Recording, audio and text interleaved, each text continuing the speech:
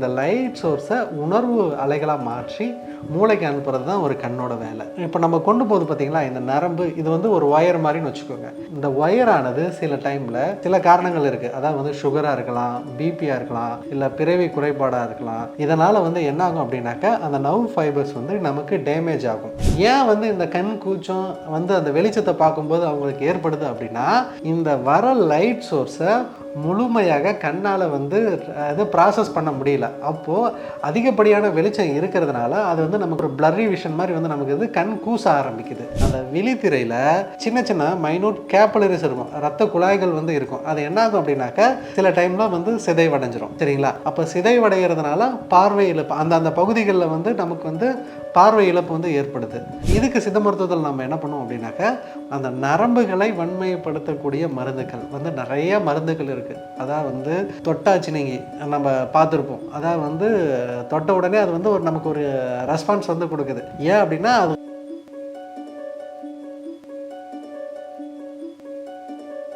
Health cafe நேயர்களுக்கு வணக்கம். நான் டாக்டர் சிஎம் சதீஷ்குமார், சித்த மருத்துவர். நம்ம இன்றைக்கி என்ன டாபிக் பார்க்க போகிறோம் அப்படின்னாக்கா கண்ணில் வந்து கண் நரம்பு பாதிக்கப்படுறதுனால சிலருக்கு கண் பார்வை இழப்பு வரையும் ஏற்படுது. இதுக்கு சித்த மருத்துவத்தில் என்ன ட்ரீட்மெண்ட் அப்படின்றத தான் பார்க்க போகிறோம்.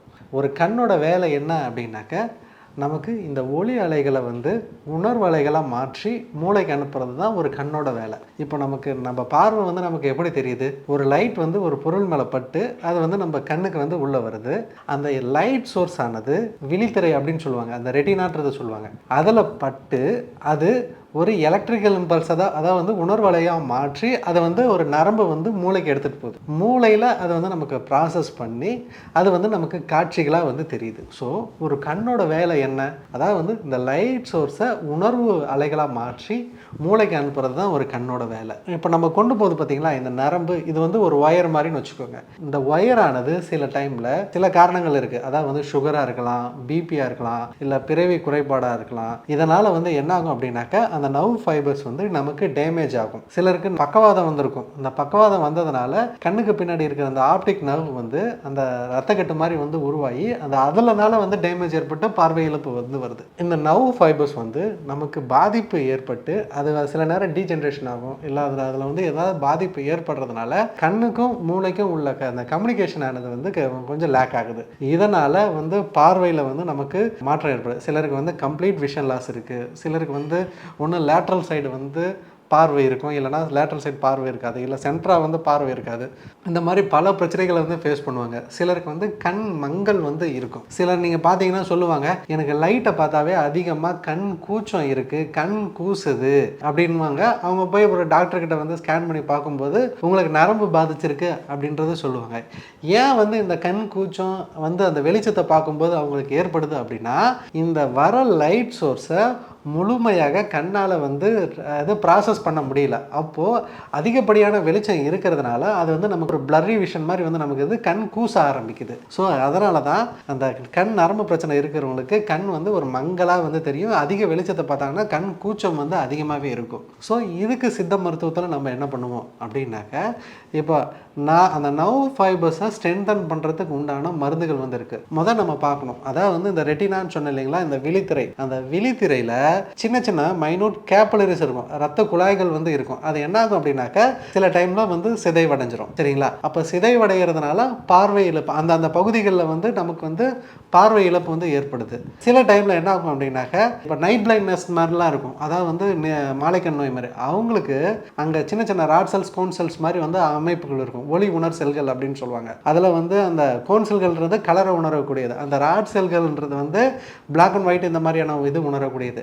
இப்போ அவங்களுக்கு நைட் டைமில் விஷனுக்கு அது வந்து ரொம்ப ரொம்ப முக்கியம். இப்போ அந்த செல்களில் வந்து ஒரு ஜெனட்டிக் கம்ப்ளைண்ட்னால வந்து அவங்களுக்கு வந்து குறைபாடு ஏற்படுறதுனால அவங்களுக்கு இருட்டில் போனாங்கன்னா வந்து ஆட்டோமேட்டிக்காக வந்து அந்த பார்வை குறைபாடு வந்து ஏற்படுது. சிலருக்கு வந்து பிபினால கூட வந்து அந்த கண் நரம்பானது வந்து பாதிக்கப்படலாம். ப்ரெஷர் அழுத்தத்தினால செல்கள் வந்து சிதைவடையும். அவங்களுக்கு கண்ணை பார்த்தோன்னா இந்த குளுக்கோமா இருக்கிறவங்களுக்கு சிலருக்கு வந்து உள்ள ப்ரெஷர் அதிகமாகிடுச்சுன்னா கண் அப்படியே வெளியே பிதுங்கிட்டு வந்த மாதிரி அவங்களுக்கு ஒரு கொஞ்சம் புடைச்ச மாதிரி வந்து இருக்கும். ஸோ இந்த மாதிரியான பல கம்ப்ளைண்ட்ஸ் வந்து அவங்களுக்கு வந்து இருக்கும். இதனால் நரம்பு வந்து அவங்களுக்கு வந்து பாதிக்கப்படுது. ஸோ இதுக்கு சித்த மருத்துவத்தில் நம்ம என்ன பண்ணுவோம் அப்படின்னாக்கா அந்த நரம்புகளை வன்மைப்படுத்தக்கூடிய மருந்துகள் வந்து நிறைய மருந்துகள் இருக்குது. அதான் வந்து தொட்டாச்சினிங்கி நம்ம பார்த்துருப்போம். அதான் வந்து தொட்ட உடனே அது வந்து நமக்கு ஒரு ரெஸ்பான்ஸ் வந்து கொடுக்குது. ஏன் அப்படின்னா அதுக்கு ஒரு உணர்வு அலை இது இருக்குது. ஸோ அதனால் வந்து தொட்டால் சினிங்கி போன்ற மருந்துகளும் வந்து நர்வ் டானிக் மாதிரி இது பண்ணும். வல்லாரை, அதாவது வந்து வல்லாரெல்லாம் வந்து நமக்கு நிறைய நம்ம பார்த்துருப்போம். மூளை செல்களை வந்து பலப்படுத்துறதுக்கு, படித்தா மெமரி வந்து இதாகும் அப்படின்றதுக்கு காரணம் என்ன, அந்த நர்வை வந்து ஸ்ட்ரென்தன் பண்ணுறது. அமுக்கரா நிறைய பேர் சொல்லி கேள்விப்படுறீங்க. இடுப்பொலி, கைகால் வலி, இது எல்லாத்துக்குமே வந்து அமுக்கரா சொன்னா நிறைய சாப்பிட்டா நல்லா கேட்குன்னு சொல்லுவாங்க. அது நரம்புறமாக்கி செய்கை அதுக்கும் உண்டு. இந்த மாதிரியான நிறைய மருந்துகள் வந்து சித்த மருத்துவத்தில் இருக்குது. ஸோ இந்த மாதிரியான மருந்துகளை வந்து நம்ம கொடுக்கும்போது அது நர்வ் டானிக் மாதிரி வந்து நமக்கு வந்து வேலை செய்யும். சில டைமில் ப்ரெஷர், குளுக்கோமான அழுத்தத்தினால வந்து அந்த சிதைவு ஏற்பட்டுச்சு அப்படின்னாக்கா அந்த ப்ரெஷரை வந்து குறைக்கிறதுக்கான மருந்துகள் வந்து நம்ம கொடுப்போம். சில டைமில் கண் செல்கள், அதாவது வந்து அந்த கண்ணில் வந்து போதுமான இது பாதிப்புகள் வந்து இருக்காது. அந்த உள்ளே இருக்கிற இரத்த குழாய்கள் சிதைவடைஞ்சிச்சுன்னா அந்த இரத்த குழாய்களை வந்து ரெடி பண்ணுறதுக்கு நாகபஸ்பம் அப்படின்ற போன்ற மருந்துகளை வந்து நம்ம உள்ளே கொடுப்பாங்க. அப்படி கொடுக்கும்போது அந்த கண்கள் செல்கள் வந்து நல்லா பலப்படுது, அந்த நர்வ் வந்து ரெக்கவரி ஆகுது, அந்த நர்வ் டேமேஜ் வந்து கண்ட்ரோல் ஆகுது, அவங்களுக்கு படிப்படியாக விஷன் வந்து இம்ப்ரூவ்மெண்ட் ஆகுது. இதை நாங்கள் நிறைய பேருக்கு நம்ம கொடுத்துருக்கோம். கொடுத்து செக் பண்ணி பர்சனல் அனுபவத்தை தான் வந்து நம்ம சொல்கிறோம். ஏன் அப்படின்னாக்கா ஒரு பர்சனல் எக்ஸ்பீரியன்ஸ் நான் சொல்கிறேன். அதான் வந்து ஒரு பேஷண்ட்டுக்கு பார்வை வந்து கண் நரம்பு பாதிக்கப்பட்டு அவங்களுக்கு படிப்படியாக அப்படியே விஷன் லாஸ் வந்து ஆகிட்டு இருக்கு. அவங்களுக்கு நான் வந்து என்னோடய கிளினிக்கில் அந்த நரம்பு உருவாக்குறதுக்கு வந்து ஒரு லேகியம் மாதிரி நம்ம கொடுப்போம். பூர்ணாதி லேகியம் அப்படின்னு சொல்லுவோம். அது கூட கேப்சூல்ஸ் வந்து மருந்து நாங்களே வந்து ப்ரிப்பேர் பண்ணுறோம். அது நம்ம கொடுக்கும்போது அந்த கண் நரம்பானது கொஞ்சம் கொஞ்சமாக ஸ்ட்ரென்த். அவருக்கு வந்து படிப்படியாக வந்து அந்த பார்வை குறைபாடு இருந்தது, அவங்களுக்கு விஷன் லாஸ் இருந்தது. ஃபஸ்ட்டு வந்து அவருக்கு வந்து ஒரு 1 மந்த் எடுக்கும்போது அந்த விஷன் வந்து லைட்டாக அந்த லாஸ் ஆகிட்டு வர்றது வந்து கம்ப்ளீட்டாக வந்து ஸ்டாப் ஆச்சு. அதுக்கப்புறம் என்னாச்சு அப்படின்னாக்கா அவருக்கு மெயினாக வந்து அவரோட கம்ப்ளைண்ட் என்னென்னா இந்த லேட்ரல் விஷன் இருக்குது இல்லைங்களா, இந்த லேட்ரல் விஷன் வந்து ஒழுங்காக தெரியாதுங்க. அதுக்கப்புறம் அது படிப்படியாக இன்க்ரீஸ் ஆகுது. அதாவது வந்து ஃபீல்ட் ஆஃப் விஷன் சொல்லுவாங்க. இந்த சைடில் இருக்கிறது எல்லாமே தெரியாது. இந்த சைடில் இருக்கிறது வந்து இப்படி கொண்டு வந்தோம் அப்படின்னாக்கா இந்த பகுதியில் இப்படி பார்க்கும்போதெல்லாம் அவருக்கு தெரியாது. அது அப்படியே கொஞ்சம் கொஞ்சமாக அந்த ஃபீல்ட் ஆஃப் விஷன் வந்து இன்க்ரீஸ் ஆக ஆரம்பிச்சிச்சு. அந்த வெளிச்சம் ரொம்ப ஸ்ட்ரெயின் பண்ணி படிச்சுட்டு இருந்தார். கிளாஸஸ் வந்து ரொம்ப திக்காக போட்டுருந்தார். அப்படியே படிப்படியாக 3 அல்லது 4 மாதத்தில் வந்து அவருக்கு நல்ல இம்ப்ரூவ்மெண்ட் வந்தது. அதுக்கப்புறம் இன்னும் அவர் கண்டினியூஸாக ட்ரீட்மெண்ட்டில் தான் இருந்துகிட்ருக்காரு. நல்ல ரெக்கவரி ஆகிடுச்சு. சித்த மருத்துவத்தில் பொதுவாக வந்து கண் சார்ந்த பிரச்சனைகள்லாம் இதுக்கு என்ன தீர்வு இருக்குது அப்படின்றத நினைக்கிறாங்க.